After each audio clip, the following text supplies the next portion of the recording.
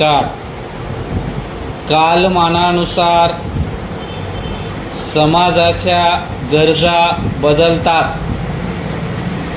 शिक्षणाकडून केल्या जाणाऱ्या अपेक्षांमध्येही बदल होत जातात.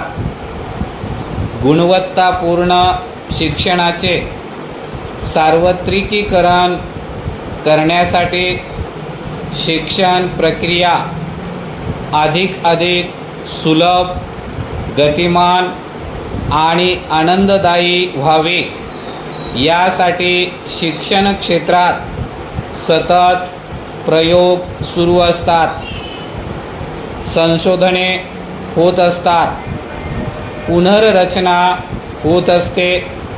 यातून मिळणाऱ्या समृद्ध अनुभवातून शिक्षण प्रक्रियेत होणारे बदल पुनर्निश्चित अभ्यासक्रमात समाविष्ट केले जातात. त्यामुळेच प्रत्येक वेळी बदलणारा अभ्यासक्रम म्हणजे मागील अभ्यासक्रमाच्या पुढचे पाऊल असते. काही वेळा प्रथमदर्शनी वर पाहता जुना व नवा अभ्यासक्रम सारखाच वाटतो, पण प्रत्यक्षात तसे नसते.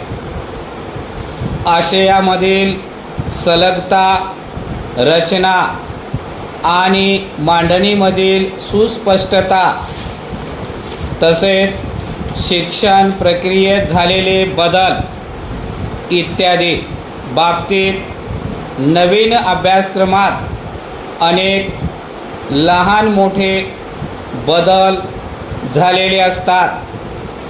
अभ्यासक्रमाचा चिकित्सकपणे अभ्यास करून हे बदल समजावून घ्यावे लागतात, आत्मसात करावे लागतात व आपल्या दैनंदिन अध्यापनात प्रयत्नपूर्वक रुजवावे लागतात. परिच्छेद. या पुनर्रचित अभ्यासक्रमातील अत्यंत महत्त्वाचा बदल म्हणजे आता तो केवळ आशयाधिष्ठित न राहता त्यामध्ये कृती कौशल्यावर अधिक भर दिला आहे.